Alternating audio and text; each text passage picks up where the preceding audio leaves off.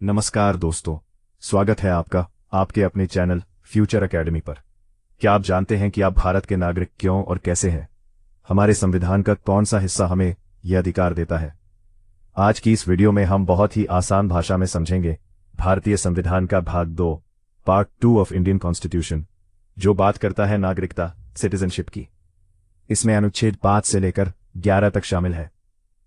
अगर आप किसी भी कॉम्पिटिटिव एग्जाम की तैयारी कर रहे हैं या सिर्फ एक जागरूक नागरिक बनना चाहते हैं तो ये वीडियो आपके लिए बहुत जरूरी है। वीडियो को एंड तक जरूर देखिएगा। चलिए बिना किसी देरी के शुरू करते हैं।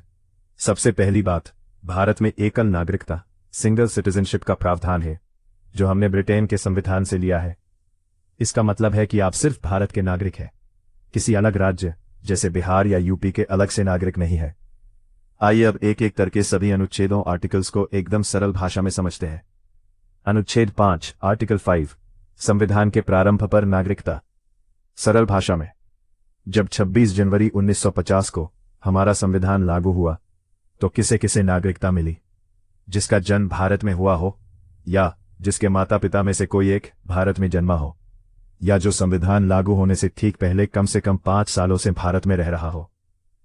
अनुच्छेद 6 आर्टिकल 6 पाकिस्तान से भारत आए लोगों की नागरिकता। सरल भाषा में, बंटवारे के समय जो लोग पाकिस्तान छोड़कर भारत आए उन्हें नागरिकता कैसे मिलेगी? इसके लिए एक तारीख तय की गई थी, 19 जुलाई 1948। जो इससे पहले आ गए वो सीधे नागरिक बन गए। जो इसके बाद आए इन्हें 6 महीने भारत में रहने के बाद रजिस्ट्रेशन कराना पड़ा। अनुच्छेद 7 आर्टिकल 7 भारत से पाकिस्तान जाकर वापस आए लोगों की नागरिकता। सरल भाषा में, कुछ लोग ऐसे थे जो 1 मार्च 1947 के बाद भारत से पाकिस्तान चले गए, लेकिन वहां माहौल देखकर वापस भारत लौट आए। संविधान ने उन्हें भी मौका दिया, अगर वो वापस आ गए तो उन्हें 6 महीने रहने के बाद नागरिकता मिल सकती थी। अनुच्छेद 8 आर्टिकल 8 भारत के बाहर रहने वाले प्रवासियों एनआरआईज की नागरिकता। सरल भाषा में, जो लोग भारत के बाहर विदेशों में रह रहे थे, काम कर रहे थे या पढ़ाई कर रहे थे, लेकिन उनके माता पिता या दादा दादी भारतीय थे, वे भारतीय एम्बेसी दूतावास में जाकर अपना रजिस्ट्रेशन कराकर भारत की नागरिकता ले सकते थे। अनुच्छेद 9 आर्टिकल 9 विदेशी नागरिकता लेने पर भारत की नागरिकता खत्म। सरल भाषा में, ये अनुच्छेद बहुत जरूरी है। अगर किसी भारतीय नागरिक ने अपनी मर्जी से किसी दूसरे देश की नागरिकता जैसे अमेरिका या कनाडा ले ली तो उसकी भारत की नागरिकता अपने आप ऑटोमेटिक खत्म हो जाएगी, क्योंकि भारत में दोहरी नागरिकता नहीं चलती।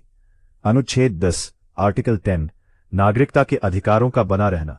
सरल भाषा में, आपकी नागरिकता सुरक्षित है। सरकार बिना किसी ठोस कानूनी वजह के आपकी नागरिकता नहीं छीन सकती। आपकी नागरिकता तभी तक बनी रहेगी जब तक आप संसद द्वारा बनाए गए कानूनों का पालन करते हैं। अनुच्छेद 11 आर्टिकल 11 संसद को नागरिकता पर कानून बनाने का अधिकार। सरल भाषा में, नागरिकता किसको देनी है, किसकी लेनी है, या नागरिकता कानून में क्या बदलाव करना है, ये सारी पावर सिर्फ और सिर्फ देश की संसद पार्लियामेंट के पास है। इसी पावर का इस्तेमाल करके संसद ने नागरिकता अधिनियम 1955 बनाया था।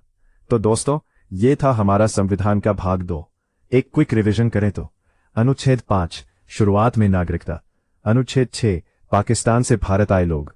अनुच्छेद 7 पाकिस्तान जाकर वापस आए लोग। अनुच्छेद 8 विदेश में रहने वाले भारतीय मूल के लोग। अनुच्छेद 9 विदेशी नागरिकता ली तो भारत की खत्म। अनुच्छेद 10 नागरिकता के अधिकारों की सुरक्षा। अनुच्छेद 11 कानून बनाने का संसद का अधिकार। उम्मीद है आपको ये जानकारी एकदम आसान भाषा में समझ आ गई होगी। अगर वीडियो अच्छी लगी हो तो इसे लाइक करें, दोस्तों के साथ शेयर करें और अपने चैनल फ्यूचर एकेडमी को सब्सक्राइब करना बिल्कुल न भूलें। मिलते हैं अगली वीडियो में एक नए और इंपॉर्टेंट टॉपिक के साथ। तब तक के लिए जय हिंद, जय भारत।